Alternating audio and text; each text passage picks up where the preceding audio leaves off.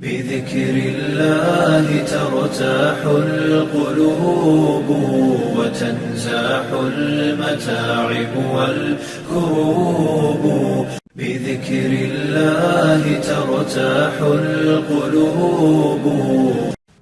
اللهم صل وسلم وبارك على سيدنا محمد صلی اللہ علیہ وسلم. قصص الانبیاء چل رہا ہے. اس ضمن میں ہم صالح علیہ السلام کی قوم کو دیکھ رہے ہیں، اور اللہ عز و جل سورۃ النمل کی آیہ نمبر 45 سے آیہ نمبر 53 تک فرماتے ہیں کہ وَلَقَدْ أَرْسَلْنَا إِلَى ثَمُودَ أَخَاهُمْ صَالِحًا، اور سمود کی طرف ہم نے ان کے بھائی صالح کو بھیجا اور یہ پیغام دے کر بھیجا کہ تم اللہ کی بندگی کرو. تو یکایک وہ دو جھگڑنے والے فریق بن گئے. یعنی صالح علیہ السلام نے کہا کہ میری قوم کے لوگوں، بھلائی سے پہلے برائی کے لیے کیوں جلدی مچاتے ہو؟ کیوں نہیں اللہ سے مغفرت طلب کرتے کہ شاید وہ تم پر رحم فرمائے؟ تو انہوں نے کہا ہم نے تم کو اور تمہارے ساتھیوں کو بدشگونی کا نشان پایا ہے، معاذ اللہ. صالح نے جواب دیا تمہاری بدشگونی کا علم تو اللہ کے پاس ہے، اصل بات یہ ہے کہ تم لوگوں کی آزمائش ہو رہی ہے. اس شہر میں یعنی کہ حجر میں 9 جتھے دار تھے، ملک میں فساد پھیلاتے تھے اور کوئی اصلاح کا کام نہیں کرتے تھے. انہوں نے آپس میں کہا کہ اے لوگوں، خدا کی قسم کھا کر عہد کر لو ہم صالح اور اس کے گھر والوں پر شب خون ماریں گے اور پھر اس کے سرپرست سے کہہ دیں گے کہ ہم اس کے خاندان کی ہلاکت کے موقع پر موجود ہی نہیں تھے. تو انہوں نے ایک خفیہ تدبیر کی، اور ایک خفیہ تدبیر اللہ عز و جل نے بھی فرمائی جس کی انہیں خبر نہ تھی. تو رات کو جب وہ آ رہے تھے تو اللہ نے ایک پتھر ان پر لڑکھا دیا جس سے وہ سب دب کے مر گئے. تو اب دیکھ لو ان کی چال کا کیا انجام ہوا. اللہ عز و جل فرماتے ہیں کہ دیکھ لو ان کی چال کا پھر کیا انجام ہوا، ہم نے تو ان کو تباہ کر کے رکھ دیا اور پھر ان کی پوری قوم کو بھی. تو دیکھو وہ ان کے خالی گھر پڑے ہیں اس ظلم کی پاداش میں جو وہ کرتے تھے. اس میں ایک نشان عبرت ہے ان لوگوں کے لیے جو علم رکھتے ہیں، اور بچا لیا ہم نے ان لوگوں کو جو ایمان والے تھے. پھر سورہ حامیم سجدہ میں اللہ عز و جل فرماتے ہیں اور رہے ثمود تو ان کے سامنے ہم نے سیدھی راہ پیش کی، مگر انہوں نے راستہ دیکھنے کے بجائے اندھا رہنا پسند کیا. آخر ان کی کرتوتوں کی بدولت ذلت کا عذاب ان پر ٹوٹ پڑا اور ہم نے ان لوگوں کو بچا لیا جو ایمان لائے تھے اور بد عملی سے بچتے تھے. اسی طرح سورہ ذاریات میں اللہ عز و جل فرماتے ہیں اور تمہارے لیے نشانی ہے ثمود کے واقعے میں، جبکہ ان سے کہا گیا تھا کہ ایک خاص وقت تک مزے کر لو، مگر اس تنبیہ پر بھی انہوں نے اپنے رب کے حکم کی نافرمانی کی. آخر کار ان کے دیکھتے دیکھتے ایک اچانک عذاب ان پر ٹوٹ پڑا اور اس نے ان کو پکڑ لیا. پھر نہ ان میں اٹھنے کی سکت تھی اور نہ اپنا بچاؤ کر سکتے تھے. اور ان سے پہلے ہم نے نوح کی قوم کو ہلاک کیا کیونکہ وہ لوگ بھی تو فاسق تھے. پھر سورۃ القمر میں اللہ عز و جل فرماتے ہیں کذب ثمود بالنذر، کہ ثمود نے پیغمبروں کو جھٹلایا اور کہنے لگے کہ ایک اکیلا آدمی جو ہم میں سے ہے کیا ہم اب اس کے پیچھے چلیں؟ اس کے معنی یہ ہوں گے کہ ہم بہک گئے ہیں اور جنون میں پڑ گئے ہیں. کہ ہمارے درمیان بس یہی ایک شخص تھا جس پر خدا کا ذکر نازل کیا گیا؟ نہیں، بلکہ یہ پرلے درجے کا جھوٹا اور بڑائی جتانے والا آدمی ہے، معاذ اللہ. یعنی پیغمبروں کے بارے میں اس قسم کے تاثرات کا پیش کرنا اور پیغمبروں کو جھٹلانا اور اپنی ایگو اور اپنی انا کے باعث ایسی باتیں کرنا، تو یہ معاملہ اس زمانے میں بھی تھا. اچھا، پھر ہم نے اپنے پیغمبر صالح سے کہا کہ کل ہی انہیں معلوم ہو جائے گا کہ کون پرلے درجے کا جھوٹا ہے. تو اللہ عز و جل نے صالح علیہ السلام پر یہ بات کھول دی اور کہا کہ بڑائی جتلانے والا کون ہے، ان کو پتہ چل جائے گا. یہ جھوٹ جو بولتے ہیں نا، ان پہ ان کا عذاب جو اللہ کا آئے گا تو پتہ چلے گا. تو ہم اونٹنی کو ان کے لیے آزمائش بنا کر بھیج رہے ہیں، بس ان کو دیکھتے رہو اور ذرا صبر کرو کہ ان کا کیا انجام ہوتا ہے. اللہ عز و جل تو علام الغیوب ہے، وہ تو جانتے ہیں اس قوم کا مزاج کہ یہ کیا کریں گے اونٹنی کے ساتھ. یہ مانگ تو رہے ہیں اونٹنی، لیکن ان میں اس اونٹنی کے ساتھ رہنے کے مزاج نہیں ہے ان کا. تو بہرحال اونٹنی جو ہے وہ اپنی باری پر آتی، اور پھر ان کے ساتھ بھی ایک باری تھی کہ ایک دن اونٹ کا تھا، اونٹنی کا تھا، اور ایک دن ان کا تھا. تو آخر کار ان لوگوں نے اپنے آدمی کو پکارا اور اس نے اس کا بیڑا اٹھایا اور اونٹنی کو قتل کر ڈالا. پھر دیکھ لو کیسا تھا میرا عذاب اور کیسی تھی میری تنبیہات. ہم نے ان پر بس ایک ہی چنگھاڑ مسلط کر دی، پھر وہ اس طرح ہو گئے جیسے کانٹوں کی باڑ لگانے والے کا چورا، اور ہم نے اس قرآن کو نصیحت کے لیے آسان ذریعہ بنا دیا ہے، اب ہے کوئی نصیحت قبول کرنے والا؟ پھر سورۃ الحاقہ میں اللہ عز و جل فرماتے ہیں کذبت ثمود وعاد بالقارعہ، ثمود اور عاد نے اس کھڑکھڑا دینے والی قیامت کو جھٹلایا، تو ثمود ایک سخت آواز سے ہلاک کیے گئے اور عاد ایک شدید طوفانی آندھی سے تباہ کر دیے گئے۔ پھر سورۃ الشمس میں اللہ عز و جل فرماتے ہیں کذبت ثمود بطغواہا اذ انبعث اشقاہا، کہ ثمود نے اپنی سرکشی کی بنا پر صالح کو جھٹلایا جب اس قوم کا سب سے زیادہ شقی آدمی اکڑ کر اٹھا تو اللہ کے رسول صالح نے ان لوگوں سے کہا خبردار اللہ کی اونٹنی کو ہاتھ نہ لگانا اور اس کے پانی پینے میں حائل نہ ہونا، مگر انہوں نے ان کی بات کو جھوٹا قرار دیا اور اونٹنی کو قتل کر دیا۔ آخر کار ان کے جرم کی پاداش میں ان کے رب نے ان پر ایسی آفت نازل کی کہ اس کے ساتھ سب پیبند خاک ہو گئے۔ اللہ کو اپنے اس فعل کے نتیجے کا کوئی خوف نہیں ہے، کیونکہ اس نے تو کسی کو جواب نہیں دینا، ولا یخاف عقباہا، وہ ظلم بھی نہیں کرتا اور جواب بھی نہیں دیتا، ظالم اپنے کیے پہ خود اترتے ہیں۔ تو بہرحال یہ قرآن کی آیتیں تھیں، جیسا کہ میں نے آپ سے ذکر کیا کہ قرآن کی کن کن صورتوں میں کن کن آیتوں میں ان کا ذکر ہے، تو یہ قرآن کی چند آیتوں کے ترجمے تھے، کچھ آیتوں کے ریفرنسز بھی تھے جہاں ان لوگوں کے بارے میں اللہ عز و جل نے ذکر کیا اور صالح علیہ السلام اور ان کے ساتھ رہنے والے مومنین کا ذکر کیا۔ اب علماء اس ضمن میں نتائج اور عبر بھی جو ہے شامل کرتے ہیں۔ وہ کہتے ہیں چونکہ قوم کے مطالبے پر یہ اونٹنی بلا کسی ظاہری سبب کے پہاڑ سے پیدا ہوئی، اس لیے اس کا نام ناقۃ اللہ ہو گیا، یعنی اللہ نے اس کو ظاہر کیا۔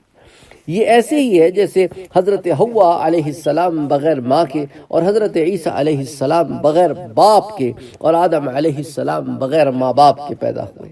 یہ اونٹنی جہاں حضرت صالح کی رسالت پر دلیل و ثبوت تھی اور ایک علامت تھی، وہاں قرآن کی تصریح ہے کہ وہ قوم سمود کے لیے آزمائش اور امتحان بھی تھی جو ان کی تباہی کا سبب بھی بنا۔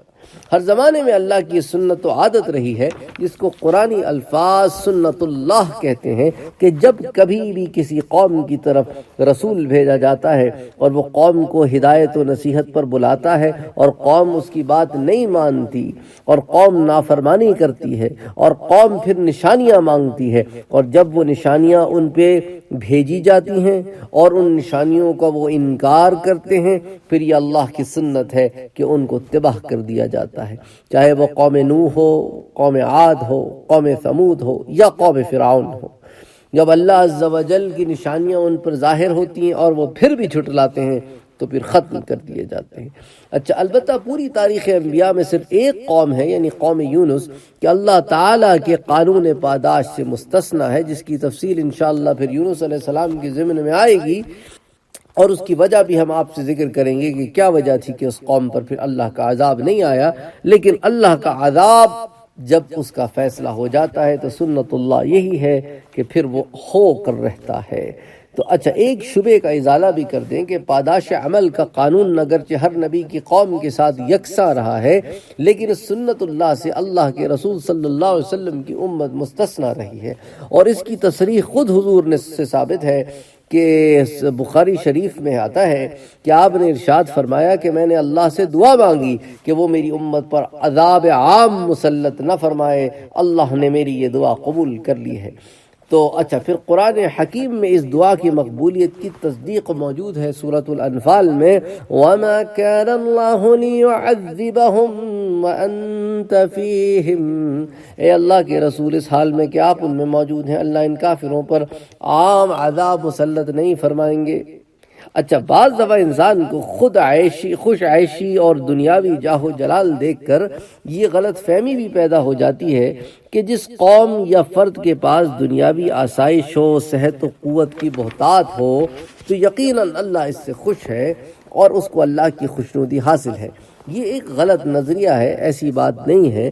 بعض دفعہ ایسے ہوتا ہے کہ جو اللہ پہ ایمان نہیں لاتے، اللہ ان کو بھی نوازتے ہیں، کیونکہ اللہ تو رحمان ہے، اللہ تو رحمان ہے، انہوں نے تو وعدہ کیا ہے کہ ہم نوازیں گے اس دنیا میں، تمہیں اسباب دیں گے، تم محنت کرو گے تو اس کا پھل بھی ملے گا۔ تو محنت تو کافر بھی کرتے ہیں، مسلمان بھی کرتے ہیں، اور بعض دفعہ کفار ممالک محنت کر کے ان خوشحالیوں کو پا لیتے ہیں۔ تو یہ ایک دھوکہ ہے۔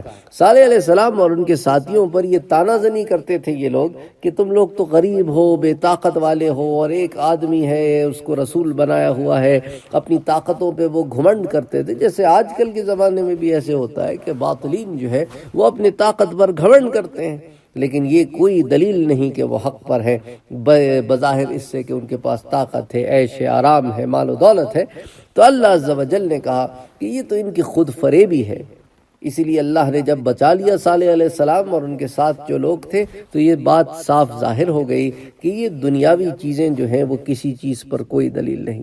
اور صالح علیہ السلام اور ان کے ساتھیوں کا باضابطہ ان کی قوم مذاق اڑا کر کہتی تھی کہ اے صالح، اگر ہم باطل پرست ہوتے اور اللہ کی خوشنودی اور رضا ہمیں حاصل نہ ہوتی تو آج یہ عزت و دولت، قوت و طاقت، سرسبز و شاداب باغات اور یہ ساری چیزوں کی بہتات اور بلند و بالا محلات اور پانی اور نہروں کی کثرت ہمیں حاصل نہ ہوتی۔ یہ سب نعمتیں اللہ کی رضا اور خوشنودی کی علامتیں ہیں جو ہمیں میسر ہیں، جس سے تم لوگ محروم ہو۔ تو صالح علیہ السلام ان لوگوں سے فرماتے، اچھا سورہ بقرہ میں موجود ہے کہ بے شک یہ سب کچھ اللہ کی نعمتیں ہیں بشرطے کہ ان کو پانے والے اس کا شکر بھی ادا کریں اور اس کے آگے سر جھکائیں، اور بلا شبہ یہی سامان عیش و عشرت عذاب و لعنت کا ذریعہ بھی ہے جبکہ ان کو شیخی اور غرور کے ساتھ برتا جائے۔ اس لیے یہ سمجھنا سخت غلطی ہے کہ ہر سامان عیش اللہ کی رضا و خوشنودی کا ثمرہ ہوتا ہے، بلکہ آزمائش کا ذریعہ بھی بن جاتا ہے۔ یہ قرآن حکیم میں صراحت سے یہ بات بیان کی گئی ہے سورہ بقرہ کی آیت نمبر 126 میں کہ کفر و شرک کرنے والوں کو بھی اس دنیا میں سامان عیش دیا جاتا ہے، لیکن آخرت کی زندگی تمام نعمتوں سے خالی رہتی ہے ایسے لوگوں کی۔ ایسے لوگوں کے لیے آخرت میں کچھ نہیں ہے، جو کچھ ہے بس دنیا کا عیش و آرام ہی ان کے لیے ایسا ہے جس کو وہ سمجھتے ہیں کہ بس ہمیں تو سب مل گیا، اور اس لیے چونکہ ہمیں سب مل گیا ہے اس لیے وہ یہی سمجھتے ہیں کہ بس ہم پر اللہ سبحانہ و تعالی راضی ہیں۔ اچھا، غزوہ تبوک کے موقع پر حضور صلی اللہ علیہ وسلم کا گزر جو ہے مقام حجر پر ہوا، ان شہروں سے ہوا، اس شہر پر ہوا۔ تو اس سفر میں صحابہ کرام کی ایک جماعت نے سمود کے ایک کنویں سے پانی بھرا اور آٹا گوندھ کر روٹی تیار کرنے لگے۔ حضور کو جب معلوم ہوا تو پانی بہا دینے اور ہانڈیاں الٹ دینے اور آٹا جانوروں کو کھلا دینے کا حکم فرمایا، اور ارشاد فرمایا کہ یہ وہ بستی ہے جس پر اللہ کا عذاب آیا ہے، یہاں نہ قیام کرو اور نہ یہاں کی چیزوں سے فائدہ اٹھاؤ، آگے چل کر پڑاؤ ڈالو، ایسا نہ ہو کہ تم کسی بلا میں مبتلا ہو جاؤ۔ ایک اور روایت میں یہ بھی ارشاد نقل کیا گیا کہ اے لوگوں، اگر تم اصحاب ہجر کی بستیوں سے گزرو تو اس میں اللہ سے ڈرتے ہوئے، عاجز و انکساری سے اور روتے ہوئے داخل ہو، ورنہ ان بستیوں میں داخل ہی نہ ہونا۔ اور جب حضور صلی اللہ علیہ وسلم ہجر میں داخل ہوئے، فرمایا کہ اے لوگوں، اللہ سے نشانیاں طلب نہ کرو۔ حضرت صالح کی قوم نے حضرت صالح سے نشان طلب کیا تھا تو اللہ نے پہاڑ کی کھو سے پہاڑ جیسی اونٹنی پیدا کی، وہ اپنی باری میں کھا پی کر وہیں واپس چلی جاتی، اور جو اس کی باری کا دن نہ ہوتا اس میں قوم سمود کو اپنے دودھ سے سیراب کرتی، مگر قوم سمود نے آخر سرکشی کی اور ناقۃ اللہ کی کوچے کاٹ کر اس کو ہلاک کر دیا، جس کے نتیجے میں اللہ نے ان پر چیخ کا عذاب مسلط کر دیا، اور وہ اس عذاب سے گھروں کے اندر ہی مرداب پائے گئے۔ صرف ایک شخص ابو رغال نامی باقی بچا جو حرم شریف مکے میں آیا ہوا تھا، لیکن جب وہ حدود حرم سے باہر آیا تو فوراً اسی عذاب کا شکار ہو گیا، اور اس کو تاریخ ابن کثیر جلد نمبر 1 پر صفحہ 138 پر نقل کیا گیا ہے۔ تو پھر اللہ کے عذاب نے اس شخص کو بھی پکڑ دیا۔ اچھا، اسی طرح ناپاک مردوں سے خطاب۔ عذاب کے اختتام پر حضرت صالح علیہ السلام اپنے شہر واپس لوٹے، تباہل بستی کے کھنڈرات پر کھڑے ہو کر ان لاشوں کو جو بکھری ہوئی حالت میں پڑی تھیں اس طرح خطاب کیا کہ اے قوم، بلا شبہ میں نے اپنا رب کا پیغام تم تک پہنچا دیا اور تم کو نصیحت بھی کی، لیکن تم تو نصیحت کرنے والوں کو پسند ہی نہیں کرتے تھے۔ یہ سورہ اعراف کی آیت نمبر 79۔ حضرت صالح علیہ السلام کا یہ خطاب اسی طرز طرز کا تھا جس طرح بدر میں مشرکین مکہ کے سرداروں کی ہلاکت کے بعد مردہ لاشوں کے گڑھے پر حضور صلی اللہ علیہ وسلم نے کھڑے ہو کر ان سے یہ خطاب فرمایا تھا۔ بخاری شریف کی روایت ہے کہ اے فلاں ابن فلاں، کیا تم کو اللہ تعالیٰ اور اس کے رسول کی اطاعت پسند آئی؟ بلا شبہ ہم نے وہ سب کچھ پا لیا جو ہمارے رب نے ہم سے وعدہ کیا تھا۔ کیا تم نے وہ بھی پایا جو تمہارے رب نے تم سے وعدہ کیا تھا؟ یعنی وہ جو عذاب ہم نے تمہیں بتایا تھا وہ عذاب تم نے بھی پا لیا، ہم نے نعمتیں پالی اور تم نے عذاب پا لیا۔ اس قسم کا خطاب انبیاء کرام کی خصوصیات میں شمار کیا جاتا ہے۔ یہ کوئی عام حالت نہیں ہوتی کہ ہر شخص مردوں سے کھڑے رہ کے خطاب کرتا پھرے۔ اللہ عز و جل اپنے انبیاء کرام پر خاص ایک رحمت فرماتے ہیں، ان کو خاص مقام عطا فرماتے ہیں کہ وہ مردوں سے خطاب کرتے ہیں اور مردوں کو سنواتے ہیں۔ تو اللہ عز و جل اپنی قدرت سے پھر مردوں کو سنواتے ہیں، اور یہی وجہ ہے کہ جب حضور اکرم صلی اللہ علیہ وسلم نے مقام بدر میں مشرکین کی لاشوں کو اس طرح خطاب فرمایا تو حضرت عمر بن الخطاب رضی اللہ تعالی عنہ جو ہیں بڑے تعجب میں آ گئے اور پوچھا کہ یا رسول اللہ یہ کیا سن رہے ہیں؟ آپ نے فرمایا ہاں تم سے زیادہ سنتے ہیں مگر بس جواب دینے سے عاجز ہیں۔ قرآن حکیم میں اس کی مزید صراحت بھی موجود ہے۔ سورۃ الفاتر کی آیہ نمبر 19 سے 23 تک، وَمَا يَسْتَوِي الْأَعْمَى وَالْبَصِيرُ وَلَا الظُّلُمَاتُ وَلَا النُّورُ وَلَا الظِّلُّ وَلَا الْحَرُورُ وَمَا يَسْتَوِي الْأَحْيَاءُ وَلَا الْأَمْوَاتُ إِنَّ اللَّهَ يُسْمِعُ مَن يَشَاءُ وَمَا أَنْتَ بِمُسْمِعٍ مَّن فِي الْقُبُورِ إِنْ أَنْتَ إِلَّا نَذِيرٌ۔ اندھا اور آنکھوں والا برابر نہیں ہے، نہ تاریکیاں اور روشنیاں یکساں، نہ ٹھنڈی چھاؤں اور دھوپ کی تپش ایک جیسی ہے، اور نہ زندے اور مردے مساوی ہیں۔ اللہ جسے چاہتا ہے سنواتا ہے، اور اے نبی تم ان لوگوں کو نہیں سنا سکتے جو قبروں میں مدفون ہیں، آپ تو صرف خبردار کرنے والے ہیں۔ یعنی اللہ کی مشیت کی بات ہی دوسری ہے، وہ چاہے تو پتھروں کو سماعت بخش دے، وہ اہل سماعت کو بہرا کر دے، جمادات کو متحرک کر دے اور حیوانات کو بے حس و حرکت کر دے۔ اللہ اکبر، اللہ اکبر۔ تو صالح علیہ السلام کا معاملہ ہم یہیں تک اس آج کی نشست میں روکتے ہیں، پھر انشاءاللہ تعالی پھر اس سٹوری کو، اس قصص کو آگے لے کر نکلیں گے، اور پھر اس کے اندر جو مزید اللہ عز و جل کی حکمتیں ہیں ان کو ہم اپنی طالب علمانہ کوشش میں دیکھنے کی کوشش کریں گے۔ وما علینا الا البلاغ۔ بذكر الله ترتاح القلوب وتنزاح المتاعب والكروب